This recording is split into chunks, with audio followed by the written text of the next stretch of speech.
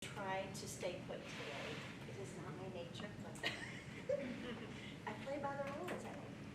Okay. So You got a little wrong? yeah, Oh, okay. Yeah, I'll still. Okay, he's still giving me my clicker at least. Okay. I have some autonomy. We just talked about that. Thank you. Y'all talked about so many things. I was like sitting there, I'm like, I gotta like reword half of my stuff because they covered a lot of it. Yeah, the what ifs. You might notice on the screen, my name is, I should change it to something easier. Nobody can spell it, nobody can say it, that's okay. But I usually, you can find me pretty much anywhere online as Valary with a Y, W-H-Y. And a colleague of mine once told me, he said, you know, you really branded yourself incorrectly. He's like, yeah, it's a good brand, don't get me wrong, it's a good brand. But it should have been Valary with a Y not, because that really is what I end up encouraging and nudging people a lot. Well, why not? Why can't you try that? What if? What if you tried that? Like, what's the worst that could happen? So that's a little bit of what I'm going to do today. You have some amazing speakers today, and me, but you have some great people coming up. And I loved when I saw the program. I love all the tools and techniques and amazing ideas you're going to leave here with. But I'm going to encourage you to do a couple of things. I'm going to invite you, if you have one of these handy, okay, first of all, please go click like if you haven't already. Tom deserves the like, so please go find the post and like it. I That's really the mean first a lot. thing. You can also follow me on LinkedIn while you're there. But also, I want you to have this handy because one of the problems that I see time and time again with events like this is we're having a great time. I've already had amazing conversations this morning. I'm like nudging people already. I'm like, that's a great project. You should go. When you finish that, let me know. And we're, it's like that's just who I am. I love being in a room like this. This is my happy place to be in a room like this, helping people and hearing what all of you are working on. But I want you to not keep it in this room. And so often you come, you get excited, you hear great ideas, and you write them down maybe, and then you go back to your day-to-day. And I understand it, I get it. We're all busy, we all have a lot going on. But if I or anybody else today says something that resonates for you, share it. Do not let it stay in this room. That's my plea to you. So use this device. I will not be offended if I look out there and half of you are sitting there like this. Okay? Now you may be doing something else, but I'm going to choose to believe that you are sharing something really cool that I just said. So anyway, that's the first thing. The second thing is, if you happen to have a piece of paper handy, just keep that with you. I'm going to show you part of a little activity in a few minutes and invite you to play along with me. So if you happen to have a piece of paper, that's great. And I'll explain more about why I'm specifically doing that in a moment, because it ties in with the new rules of engagement in hybrid. So I packed as much stuff in this car as I could, and we're going to go as quickly as we can, and here we go. I've often been told I need a warning label, so I do provide this at the beginning of my sessions. It is interactive. It's okay to laugh. It's okay to interact with me. There'll be lots of time for questions, and I will be here all day to answer questions. So just keep that in mind. You will see the word gamification up there. That is, if you go to LinkedIn, that's probably the first word you're going to see. That's what you're going to say, and you're going to be like, why is she here today talking to me about hybrid? I'll explain that. I'm also going to give you an opportunity with that piece of paper that I said you could have handy. As we go through, I have not so carefully hidden 8 letters that you can unscramble that make 3 words, and they are going to give us the conclusion to this presentation, which I heard the word just a minute ago, the future. What the future of hybrid is, okay? So be on the lookout for those. I did not hide them very carefully today, because that's not the point. All right, so we are going to do a little time travel. Jean took us on a little time travel. I'm going to take you on some time travel too. We're going to first go back in time, back to the dark days, the before times, right? Before COVID. It feels like it was that ancient ago sometimes. But what I was doing back in the dark days, I was doing a lot of classroom, I had done the classroom training thing. I was teaching people how to use Microsoft Office products from the beginning just about, and to the point that if I had to draw another PowerPoint box, I was just going to lose my mind. So I had done that. a better way. Because unfortunately, what do we do when we start training? Any of us has started training, and this is not, this is just natural. We train the way we were trained. That's our instinct, that's where we start. And that may have been a good place, that may not have been a good place. But that's where we were. So I was doing a lot of training. I was the rebel. You might not be surprised to hear that. I was the rebel in my group. And I was like, yeah, we should go be checking out some other stuff. There's this thing called e-learning. There's like, there's these other things out there. There's social media. There's like technology. There's all kinds of stuff. So, and everybody else kind of went, yeah, that's okay. You go ahead with that. But I really felt that my learners and learners in general, and I'm using learners, you can fill in customer, client, employee, student, whatever noun you want to fill in there. I just felt we could do better. I felt like we could do better. And I meant this in two ways. First of all, I meant, yes, we needed to mix it up, we needed to do a little better. But I also meant that it was a reminder to myself to keep pushing and challenging assumptions and challenging the way we were doing things and look at what was possible. Because we ask our learners to change, we ask our learners to grow, but we want to sit still. And I was like, no. I have to be willing to do that. The learners always deserve better. Even if I'm doing well today, good today is not good tomorrow. Because as we saw, things happen. Change happens. And if we're not willing to put ourselves in positions to be ready for that change, then we need to maybe step aside. And I've said that very bluntly to some people. If you're not willing to even try something, maybe reconsider. So I did, among other things, I got involved with gamification. This will not be a gamification talk, but the important part of my trip through gamification land has been that it was all about the learner. Gamification is not about points, badges, and leaderboards, despite what some people will try to convince you. It is about melding all of these disciplines that I have listed and more. And I was like, this is a cool place to be. Because what this allows us to do is hybridize, and you're going to notice I'm going to use hybrid in a lot of different ways today, because I don't think hybrid training just means that some people are in the classroom and some people are online. I think hybrid means always looking for different ways to mix things together to the benefit of the learner. Yes. So that was where my gamification journey started. So just, again, to give you some context for how we got here today. Still is like, well, she's still not talking about hybrid. I don't get it. Well, I was at a conference much like this, and we were doing some networking, little speed networking thing, and I stood across from this woman, and as I introduced myself, and I said what I was working on, the word gamification had not quite finished coming out of my mouth, and she goes, oh, you're disruptive. And there was that moment of, I'm not sure how she meant that. And I kind of paused, and then she went, oh, no, I meant that in a good way. I meant that in a good way. We need more of that. I was like, oh, okay, good, because you never know, conversations can go sideways really quickly. But she said it, but that word kind of sat with me for a while. And I was like, well, how do I feel? Like, why did I have that reaction? Why did I kind of go to the dark place and go, was she like not liking this? Is this a bad thing? And so I really let it sit with me for a while. But what I realized was it was what I had been doing. I hadn't put a name to it. I hadn't put a label on it. But it's what I had been doing for the past probably decade by that point, easily. I was constantly disrupting myself. I was constantly looking for something else. Not something better, but just what else is going on? Because guess what? What's going on out in the real world is what needs to be going on in the classroom and in the training room and all those places, because we're dealing with humans. And their lives don't stop and don't change when they walk through that doorway or log into that screen. So I had been being disruptive. I just hadn't put a name on it. But I realized it was like being a surfer. I don't know if we have any surfers in the room. I have never surfed myself. But you think about it. They train. They plan. They watch the waves.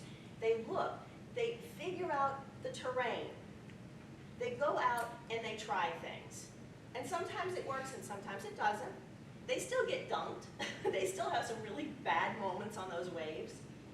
But they acknowledge that, hey, you know what, we need to be on top of things, we need to be watching for what's coming, and we need to be ready. they're still gonna get dunked, but when they get dunked, they're prepared. And they're more easy, it's easier for them to adapt and pivot and all those verbs that we heard over the past couple of years. So unfortunately, what a lot of people do is they wait till the water just washes over them, and then they're caught in the undertow and they panic and they don't know what to do. And I dealt with a lot of those people over the past couple of years. And what I realized was I could put a name to what I had been doing. And what I had been doing was being proactively disruptive, not waiting for disruption to happen to me. I had been putting disruption in my pathway and challenging myself and trying things. And it didn't mean I used all of those things in my classes, but just seeing what was there, seeing what was possible. All right, so I encourage you, you can adopt this too. Anybody can do it. Be proactively disruptive, don't wait. So what happened was, in February of 2020, so a little bit before that date that was mentioned earlier, I was at a conference. It was the last in-person conference that many of us attended for a very long time. And I was working with a dear friend of mine and colleague. He's based out of Taiwan. And Taiwan, as you might remember, was a little bit ahead of the curve as far as COVID than we were. So he had already gone through the 14-day quarantines, and they had already started protocols. So when we were in the conference, he asked some of us. I also am a certified trainer of this program, so I was very well aware of his business, which at that point relied 100% on being in a room with people putting boxes on their heads. That was not something that can happen, right? And I see the smiles. Yes, it's about, the whole program is about in and out of the box thinking, and we take it very literally. So he asked several of us who were at the conference, he said, you know what, can you do me a favor? Can we all have dinner? And I will never forget this phrase. He said, I need you to help me virus-proof my business. Because he knew in that moment his business was gone. There was no business at that point. And he had never done anything online. Nothing. He had a website. But other than that, there was nothing online about it. And we said, well, you know, we gotta figure this out pretty fast. And so he was one of those people kind of caught in the undertow, and he was like, wow, I gotta figure this out. This is scary, and you know, what do we do? So he was in that position. I can say he figured it out, and I can answer questions about that another time. But then, about a month later, Friday the 13th, not unironically, of 2020, and that is the year, and not the sequel number, because I know they're up to, I don't know what version they're up to at this point. There's been a lot of those movies. But Friday the 13th of March of 2020, my phone started blowing up. The first one was a friend of mine from Microsoft who contacted me and said, hey, I just want to tell you about this program I'm working on. It's a leadership program. We do it about every 6 months. We bring in some senior leaders from around the world. We put them in a conference room. We put draft paper down, brown paper down, the conference room table. We do some serious Lego, serious play. It's very interactive. It's a great time. It's a week long, and I just got an email that says none of us can come into the office as of Monday. That was Friday. So what he said was, and this was the important part. He wasn't panicked, really. But what he said next was, help me figure out day one. That's it. Just help, not, oh my God, what do I do? I gotta convert this whole thing. Help me figure out day one. And that is one of the biggest lessons with any of these disruptive things. Start small. When people were forced into Zoom rooms, I told them, do not try to figure out every feature. Figure out how to click the button and turn your camera and your microphone on and off. Like, just start small. That's going to be enough. Particularly because one of the phrases that my friend Jimbo that I had up there a moment ago, one of his phrases that he uses all the time is connection before content. It's like what people need right now is to connect with you. They need a way to know that they can still connect with another human being. It's going to be weird. It's going to be awkward. We went through all of that. I was working with a lot of people who had never done anything online. I had done hybrid back when I was teaching Microsoft Office that I told you about. Did I do it well? Did it really badly at the beginning, because what did I have? I had very limited technology, I had very limited knowledge and experience with it. I had a situation where I had a computer lab where I was teaching a bunch of people sitting at computers, clicking buttons, and then they said, oh, by the way, because my day job, I work in an international law firm, we have offices all over the world. Oh, by the way, we have some people in our Dallas office, or our London office, or whatever office, that also need to hear this. So we're just going to put them on the conference call. No, it wasn't a real good experience for them, because I did what many people did, and I am fully transparent when I screw things up. I taught the people in the classroom, because that's what I knew to do.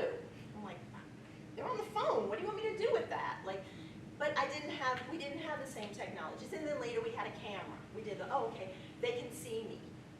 Okay, it was better, we get there. So again, just this idea of when you're confronted with these things, start small. And it's also just a very good way of any learning experience. Just a little behavioral tip from the land of gamification. The earlier you can get somebody to take a small action, the much more likely they are going to be to take the next action. Now you see some heads nodding around the room. Yes, that is behavioral psychology 101. Get them to take a small action. What did I do? I invited you to pick up your phone at the beginning. I asked you to do some things. I started talking to you and I saw people moving around. You were actually doing things based on what I said. That is huge, and that is part of this engagement equation that we're gonna unravel a little bit more today. So anyway, so my friend, again, story turns out everything's got a happy ending, reasonably happy. But I loved the fact that he just said, help me get started. That's all he needed. So next, again, as the phone is blowing up, I don't know how many of you have children, and you went through the pains of, I am so sorry. And if you know a teacher, just hug them, because it was painful. The last time I had been in K-12 was when I was in K-12, okay? I had absolutely no experience teaching K-12. Normally, my workshops, I teach adults who teach other adults, is the way I frame it. So I had K-12 teachers calling me, like, can you please help me? And I said, well, just put up the disclaimer slide. By the way, I know nothing about K-12. I know there's a lot of policies and stuff y'all have to deal with, and if I say something that you can't do, I'm sorry, I'll try to, work through it with you. I'm not going to teach you technology either, because this person had Google Classroom, and that person had Schoology, and this person had Edmodo, and this person had something else. And I said, so I can't in a group setting, I can't necessarily answer every individual question about all your technologies. I know many of them. I don't know probably enough to answer every question, but what I can do is I can help you with the mindset part of it. And that was the bigger piece of it. The technology is easy. Thank you all technology vendors and everybody. The technology is easy. That is not the hard part. The hard part is the people, is helping people to understand how to use the technology effectively. So what I did, and this is where if you have your piece of paper, I will invite you to play along with me. I did an activity with them called Ow to Wow.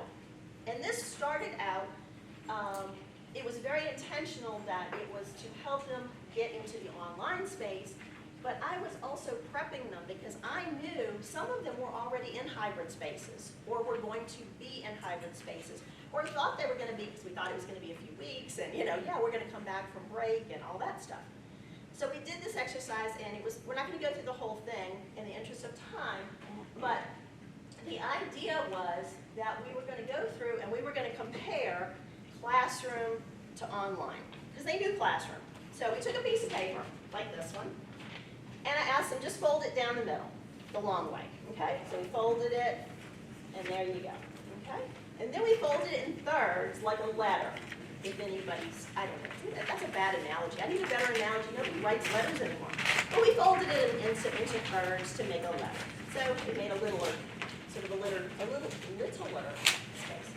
And then what I could do with that, and again, we did some writing on this, we did some activity with it, but what I want you to see, the the important part of this for our conversation today was it made a little model that I can stand up.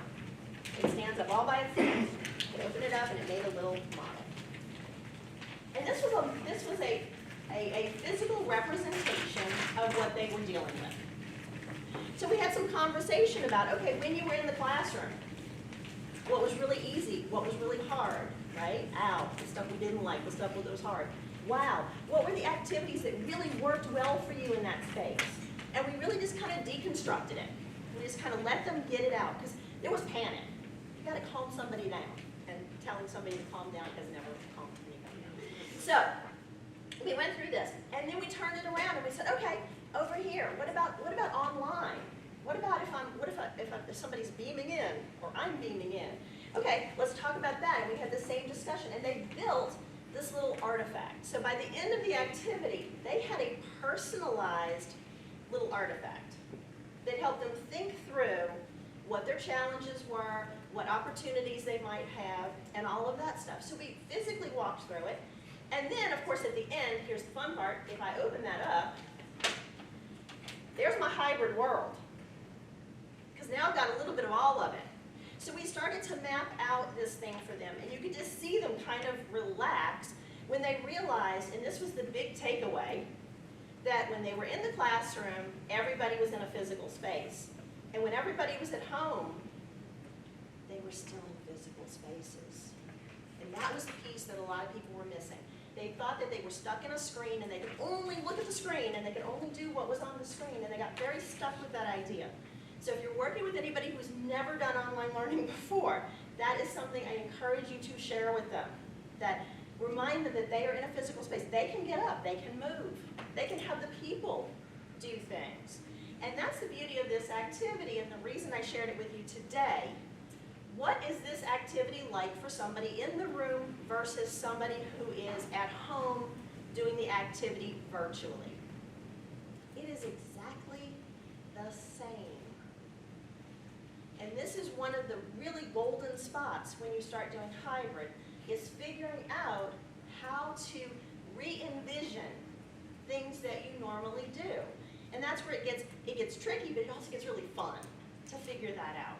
And so what I encourage you to think about is not, you can't do everything exactly the same way. You really can't in hybrid. There's some things that translate exactly the same way, and there's some things that just don't. And you have to do something else. But that something else, when you're breaking it down, go back to your original goals. Why are we doing these activities in the classroom to begin with? Think about the equivalency of the outcome. What is it that I need them to get out of this? Because there's always more than one way to get there. And now we have the opportunity to think about that. So again, some of these things work extremely well. We'll talk in a minute about why I don't encourage chat in a hybrid space. And a lot of it has to do with the equivalency and what that experience is like. And that was the other reason that this activity was very helpful for people, because I'm like, just think about it. Think about if you're sitting at home, and I would have them turn it around. Okay, I'm the teacher. I'm talking to somebody who's sitting in their living room, in their bedroom, whatever. And having that visual was very effective for people to experience that. And but then it just really put them in the learner's place. Think about what that experience is going to feel like if they're in their physical space and how that activity might work for them. So it just, again, this was a mindset shift more than anything. Because once you get that part and you kind of get on board with, okay, things are going to be different, I'm going to have to communicate with people a little differently, then the technology takes care of itself quite often. Because honestly, let's face it, what technology are you going to use? Whatever you have. Like, right? You're going to use whatever your firm has. I might not like, Zoom versus somebody else likes Teams, and somebody, too bad. Sometimes I'm the MacGyver of training. I'm like, what have I got? What's in the room with me? What have I got? So again, just something to think about as you're going through this whole process. All right. I don't remember if it was Tom or Jean, probably both of them, that mentioned hybrid's not new. And that's another thing that I just want to spend a couple of minutes talking about today, because as I have conversations with people, so many of them are like, oh my gosh, now because of COVID, we have this hybrid thing. No, you had this hybrid thing before. You might not have called it that, and that's the other thing, you might not have called it that. We've used all the words today. Hybrid, high flex, blended, hybrid flexible is where high flex comes from. There's a lot of words. Flipped, I can throw flipped in there because it kind of melds with blended and some of these other things. I don't care what you call it. I care about the learner's outcomes. So again, whatever you call it, and I know some places because of legal requirements and funding and all that sort of stuff, y'all have to be very specific at universities, but hybrid is not new. And what I want you to think about now is, I think, and this is just my crazy idea, I think whether or not COVID had happened, we would still be having these conversations about hybrid. Maybe not today, it might have taken a little bit longer, but we were heading that way in a really fast pace in environments that were paying attention to their audience. Okay, so I'm going to be specific about that, because some places were just kind of stuck with this is the way we do it, and they got shoved very hard during this whole COVID experience. So, does anybody in the room recognize this? Anybody want to get a pencil out right now? You're feeling the really strong urge to get a pencil and fix that cassette tape? Okay. This is one of the early things that drives hybrid. What? That didn't make any sense. Yeah, it does make sense, because what were people doing that were making mixtapes on cassette tapes? Anybody want to throw out an idea? What were they doing that might relate to learning? Like speaking. They were speaking, okay. Okay. Curating. Oh, there we go. That's a good word. They were curating. They were mixing their own content.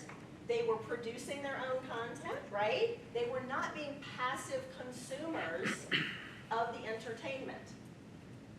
Way back, we were doing this. This is not a new thing. We were like, oh, I'm going to put this song, and I'm going to send a little, message to my friend about why I put this song. Yeah, we were doing this. This is hybrid. We were mixing things together.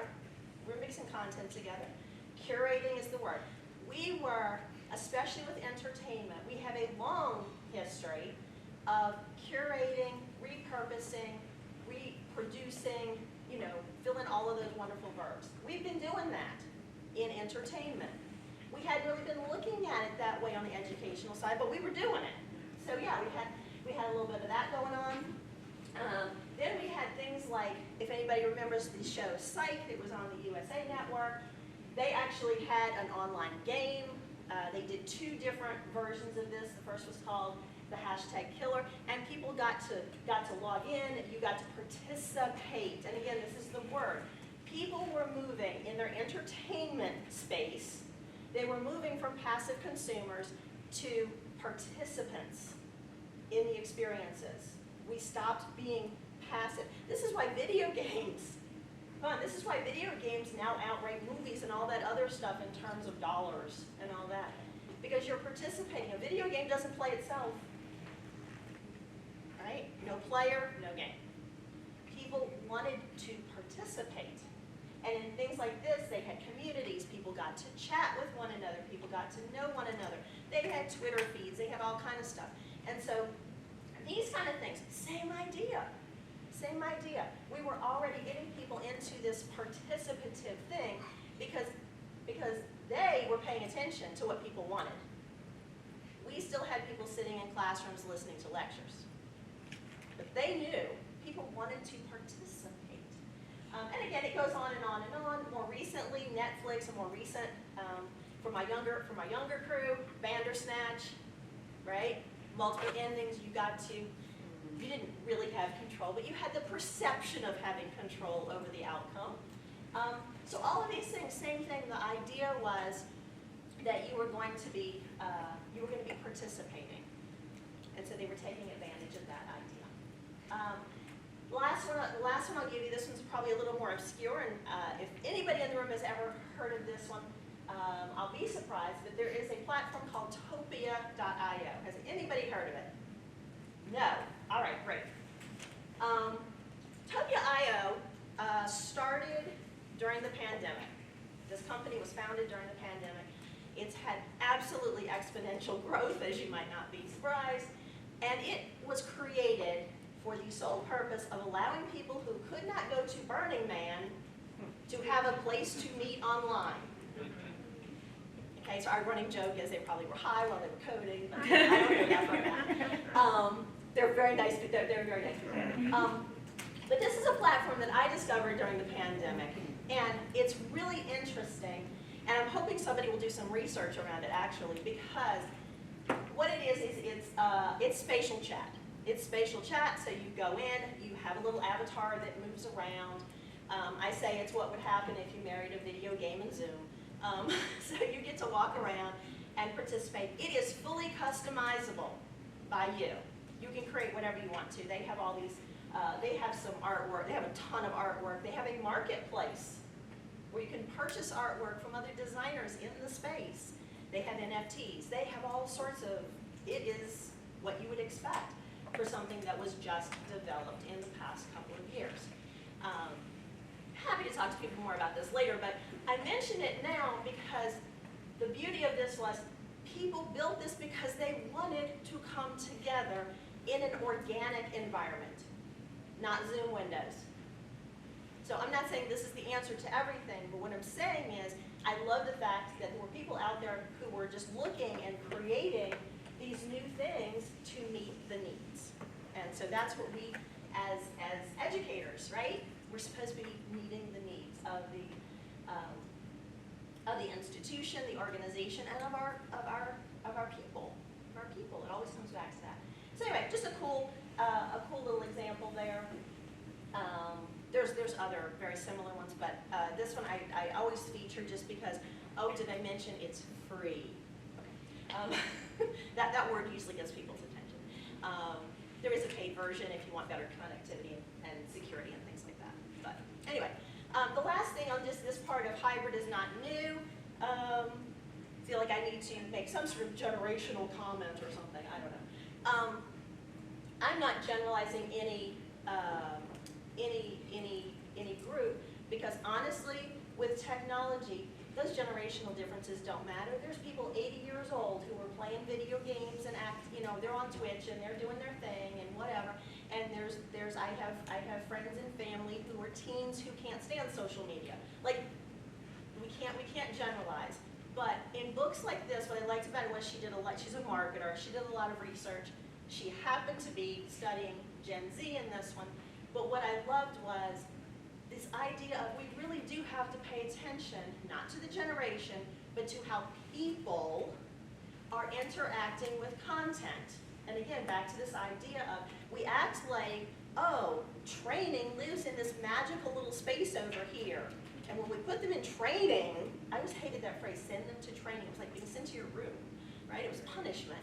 So we act like what happens in that space can't or shouldn't or connect with their outside lives, with who they are. And so what I loved about this was, this is true of not just Gen Z, but there's 3 words she came out with.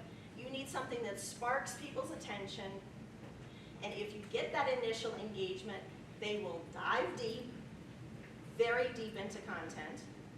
If you get that curiosity going, and then they want to share. Again, back to this idea of the mixtapes. We want to share things with one another. And so if we just started there even, if we just started there and took some little steps, again, we got to start somewhere. We got to take some little steps before we take the big leaps. And again, the more you can consider these things, again, I am living proof that this way sort of works. I have moved through so many jobs that did not exist when I was a student. I think I have like I've had one job maybe in my career that actually existed when I was in school, and that job, by the way, no longer exists because it was taken over by technology.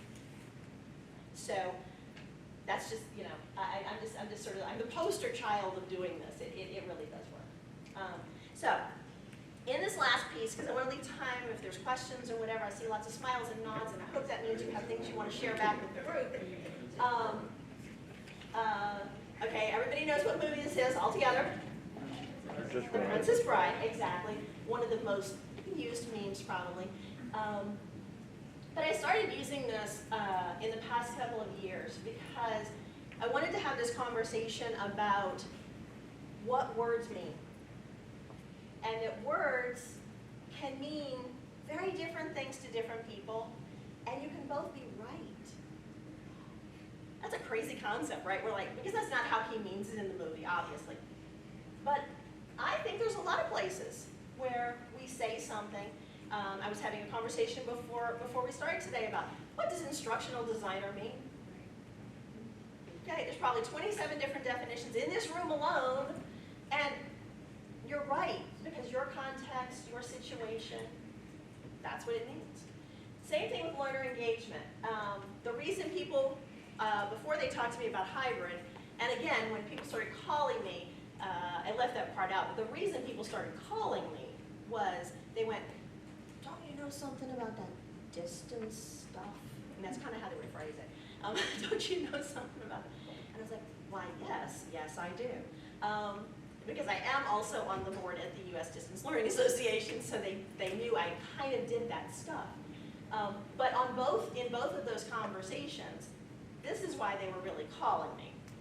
They wanted to know how to engage the learners. So in the first case, they were saying it because they were like, oh, gamification, that's the way that's what we got, that's what we need, that's the missing piece. Just make it fun. And I'd be running in the opposite direction. But so same idea. So, but learner engagement. So when people come and say, I want the learners to be engaged, they always go, well, what do you mean by that? Because I just want to make sure we're having the same conversation, because sometimes we're not. So just a couple of examples before we wrap up. And I'm going to tie these back to hybrid because my answers would be very different depending on the modality, to use our fancy words because we're at the university, what modality we're in. And all of this stems out of what I was doing in gamification, which was I would teach people a framework called a game plan, and that stood for goals, audience, mechanics, and experience.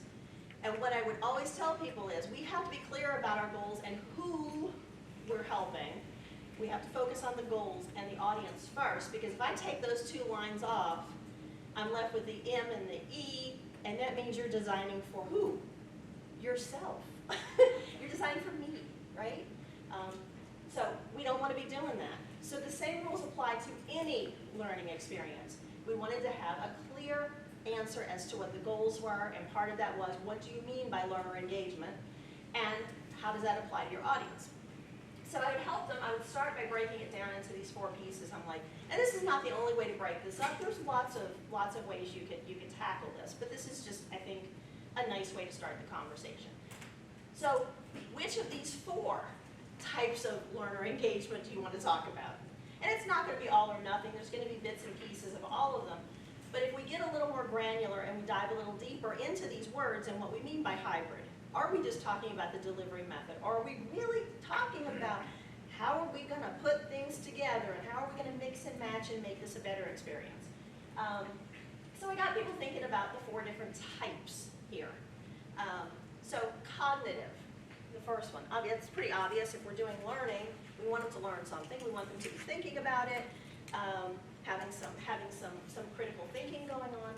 But then we have to think about when I'm engaging somebody in a hybrid environment. So now we are going to talk about the delivery, the way we're delivering it. If I do have people both in the room together and coming in remotely, what tools am I going to use?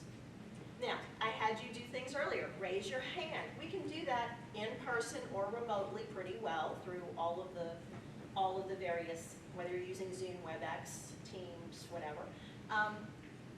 But it's a little clunky, still a little clunky. If you're online, our default is always use chat. I'm going to tell you, chat is not your best way to go, particularly in a hybrid environment, for a couple of reasons.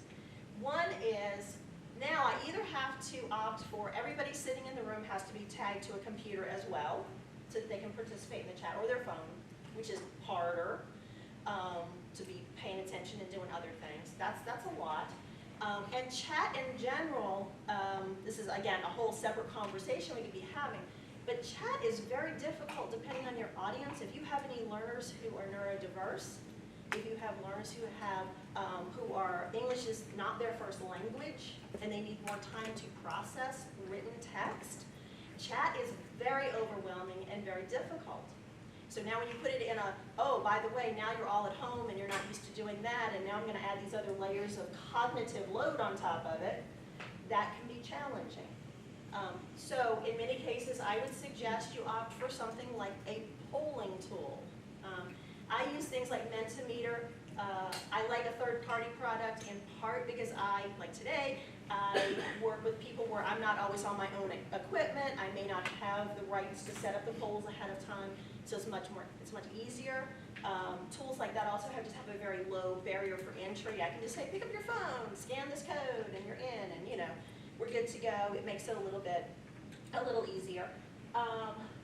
But what happens when you use a polling thing or something is, I now am putting all of your shared ideas in a place where we can all look at it together, in a shared learning space, I'll call it.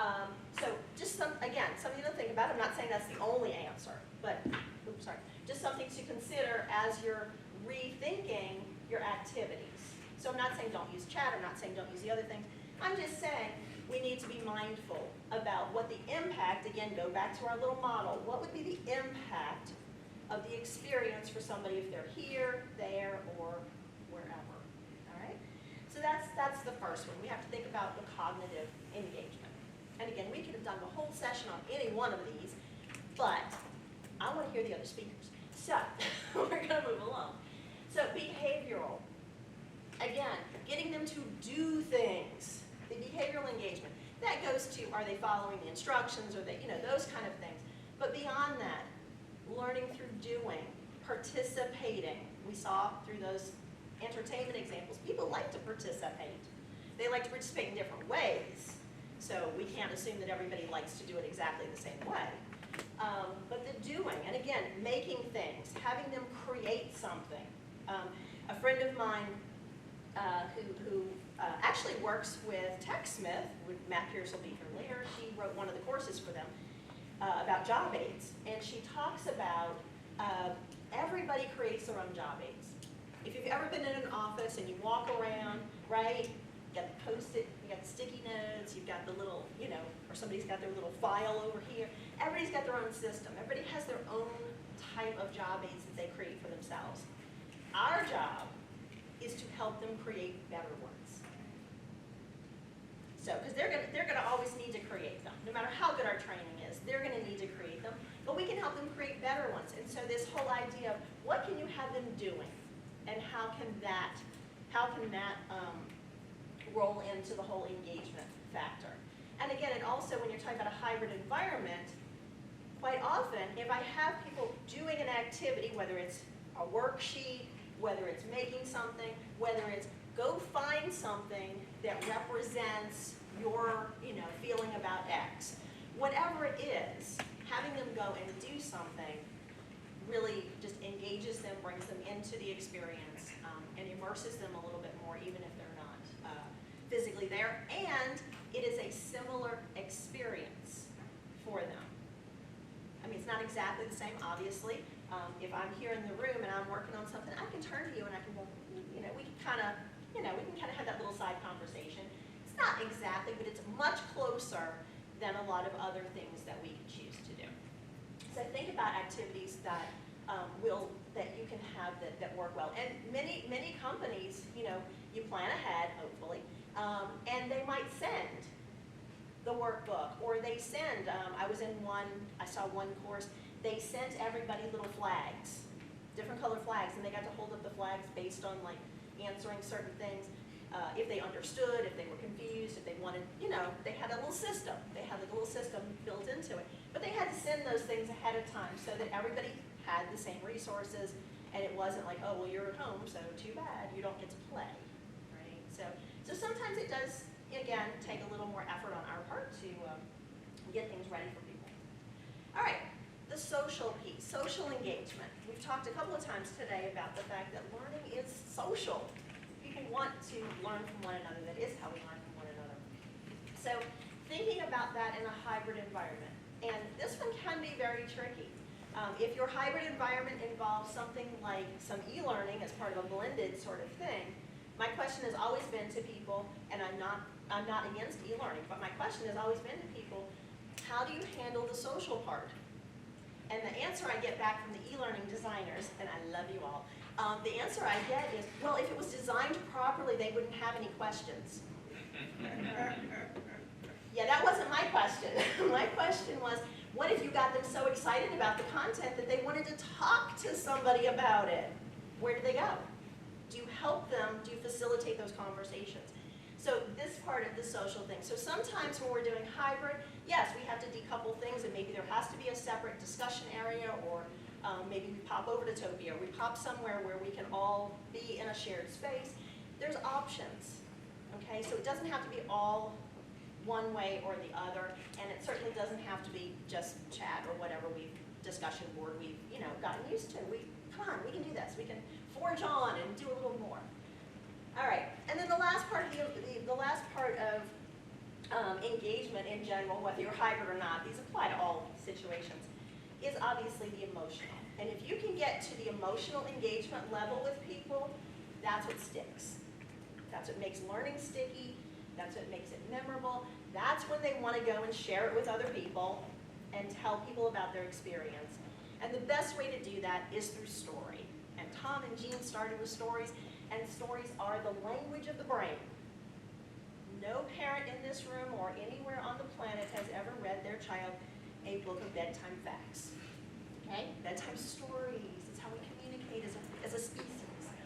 So I'm going to leave you with one quick story before it's my time to wrap it up. And this comes from a flight I had on Southwest. Anybody ever flown Southwest? Yes. A few of you. Yeah, a few of you. People love it, hate it, whatever. It is, I'm a fan. there you go, it's a fan. Tom's a fan. All right, good. I am generally a fan. Yeah. And after this story, maybe I'll convert a few more people, we'll see. So I was on a flight from New Orleans, my hometown, to Orlando. Now you might guess that going to Orlando, where a lot of the people on the plane might have been going, okay? Land of the mouse. They were going to see the mouse. So we get on the flight. It's a flight like any other, but in a small time period of about 5 minutes, less probably than it's going to tell me to tell it. One of the flight attendants did one of the best examples of all four of those engagement pieces that I've seen. So I want to show you, because people also come back after workshops and they go, yeah, this all sounds great, but it sounds really hard. Okay, yeah, sometimes it is hard. But it doesn't always have to be hard, and it doesn't always have to be complicated, and again, it goes back to starting small and just being willing to try something creative and to use what you have. So this flight attendant, we're halfway through the flight, and she comes on, and announcements in the middle of the flight often get people's attention, right? Because you don't get as many announcements during the middle of the flight. So a little cognitive engagement there, because people started perking up their ears, what's going on. And she said, well, it's come to my attention that we have somebody on the plane today who has a birthday. So now half the people kind of went, oh, okay, this isn't important. You know, you could kind of feel the energy. And I happened to be sitting toward the back that day, which was kind of cool because I got to see it. So you could kind of feel the energy. Yeah, some people were like, yay. So very tiny, and unfortunately, this is just a picture from my phone. I didn't know this was going to happen, so I wasn't really ready with my film crew. But there's a little hand raised up on that left side over there, and that would be Greta. She's 5. Her dad's holding her up, because where's Greta? She's 5 today. So Greta holds her hand up, so we have a little cognitive engagement, but this flight attendant's not done yet. So she says, I need everyone who is sitting next to a window. Now, she was either a trainer or a nanny in a former life. She knew to give one instruction at a time and to wait. She said, if you're sitting next to a window, I need you to reach over and pull down the shade. What's that? A little behavioral engagement. She's asking us to take an action. She's asking us to participate in this. She got pretty good compliance on the first try, but a few people didn't want to play along. So she's, I'll wait until the rest of you pull down the shade. She was not giving up. So she got pretty good. I think she got pretty close to 100% compliance on that one. That's as good as many companies would be happy with that quick level of compliance. So she says, okay, great. Now I need everybody to look up over their heads, and I need you to press the call button, not the button to turn on your light, the call button. Well, now she's got some social engagement because half the people on the plane have no idea what button to press, and now they're talking to one another and they're looking. And so she's got everybody kind of hooked. People are playing along. Pretty much everybody's playing along. So she's got some social engagement going. But she's not done yet because she hasn't hit that emotional engagement yet. So once she's got the call lights on, which is kind of where we are at that point in the picture, she says, okay, you are all now part of Greta's birthday cake. And you could hear people on the plane like, oh my God, like, oh wow. You could hear the reaction. They felt it. Not everybody, that's okay. But people felt that. They're like, oh my God, that's so cool. So we were Greta's birthday cake. So we proceeded to sing happy birthday. And then she said, okay, Greta, when we finish singing, you're gonna blow out the candles. So we all turned our call buttons off. And you could just feel it. You really could feel it as people were turning the lights out. Ding, ding, ding, ding. And we were all back in that very same plane, but we were having a very different experience than we had when we got on that plane. Because half the people were probably mad. Oh my God, I can't get my luggage, whatever. I don't want to go to Disney, I'm tired, whatever it is. It was a very different feeling in there when she was done. So that's the point. If we can get to that feeling level, that's what's sticky and that's what matters to people. Finding what matters to them is how you get them to learn things, making it relevant to them. It matters. So that's my little quick surprise and delight story from Southwest. So now, we've taken a trip through the past, we've been in the present, and now, as I said, we've got to forge into the future. And I'm looking around the room, and I see people who are taking notes and are smiling and thinking. I can see the little thought bubbles over your heads. And I'm just curious if anybody came up with that answer. Ah, somebody did, yay! That was one word. Because yes, one letter off. Because yes, the hidden Easter eggs, the future, we all are. We are the future of Hive, the people in this room. You all are the future. It's whatever you make it. And I have no doubt that you all are going to go out and make some amazing things. And with that, I thank you for taking a little ride today.